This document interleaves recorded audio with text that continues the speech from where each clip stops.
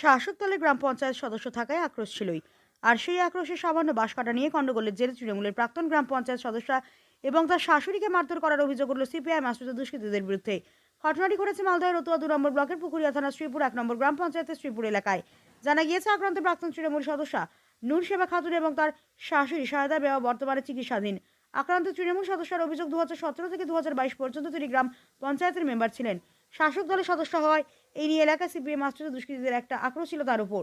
আর সেই আক্রোশের জেরে আজ তার শাশুড়ি যখন জমিতে বাস করার প্রতিবাদ করেছিল, তখন তারা তার শাশুড়ি এবং তাকে মারধর করে বলে অভিযোগ। এই ঘটনায় একটি লিখিত অভিযোগ দায়ের করা হয়েছে থানায়। পুরো ঘটনার তদন্ত শুরু করেছে পুলিশ। কি অভিযোগ? আমার অভিযোগ, আমার টিএমসি মেম্বার ছিলাম তৃণমূলের। আমার সঙ্গে অনেক দিন থেকে শত্রুতা। মানে আমার শাশুড়ি বয়স্ক মানুষ জমিতে গেছে, আমার শাশুড়িকে বলছে যে তুই কেন আসবি এখানে জমিতে, তোর জমি? আমার শাশুড়িকে বলছে তোর বাবার জমি নাকি? বলছে হ্যাঁ, আমার স্বামী আমাকে দিয়ে গেছে, আমাকে লিখে, তো তুই কেন করবি? বলছে যে না, আমার জায়গা। জবরদস্ত করে ওই জায়গাটা নিবে আমার শাশুড়ির কাছ থেকে।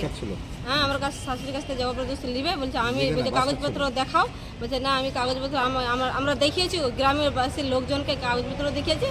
বলছে না, আমাদের আজকে কি বাস কাটছিল? হ্যাঁ, আজকে বাস কাটছিল। তারপরে আজকে বাস কাটতে গিয়ে তারপরে জানাজানি হলো, কে এসে আমার শাশুড়িকে বললো। তারপর আমার শাশুড়ি গেছে, পরে আমি গেছি। আমার শাশুড়িকে মেরেছে, আমাকে মেরেছে। যারা মেরেছে তারা কোন দল করে?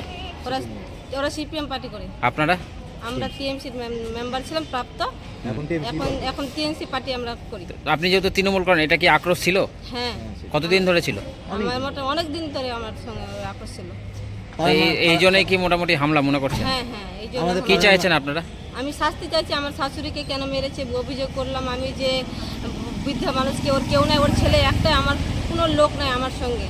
যে আমার দুটো ভাই আছে, কি দেওর আছে, কি ভাসুর আছে, কেউ নাই। আমার স্বামীকে বলে আসো, তোমাকে বাঁধবো, তোমাকে মারবো, তোমাকে কাটবো, এইসব বলে হুমকি দেখায়। আচ্ছা, আপনার নাম? আমার নাম নূর সেবা খাতুন। কি অভিযোগ? বাস কাটছিল, আমার মায়ের নিজের পৈতৃক সম্পত্তি আছে। বাস কাটতে গিয়ে বাধা দিতে গিয়েছিলো যে তুমি কেন বাস কাটছো। তখন ও বাধা দিতে গিয়ে ওকে মারছে। গ্রামবাসী এসে নিয়ে বলছে তোমার শাশুড়ি মাকে মারছে। আমি বাড়িতে ছিলাম না, আমি ছিলাম রায়গঞ্জে ছিলাম। তখন আমার বউ ওখানে গেল, তো আমার বউকে মারধর করেছে। ওরা সিপিএম করে দীর্ঘদিনে একটা, মানে আমি যেহেতু টিএমসি করি 2017 থেকে 22 অব্দি মেম্বার ছিলাম টিএমসি। একটা আক্রোশ ছিল? একটা আক্রোশ ছিল। আক্রোশ নিয়ে এইভাবে জায়গা নিয়ে একটু অশান্তির সৃষ্টি করছে।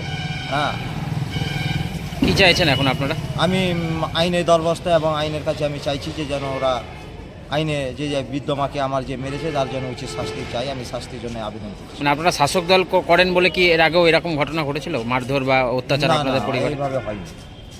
তো এটা কেন হলো? ওই যে বললাম যে বাস কেটেছিল, বাসে বাধা দিতে গেছিল। হ্যাঁ, ওরা জবরদস্তি বাস কাটবে, তাদের শত্রুতায়। কি চাইছেন আপনারা?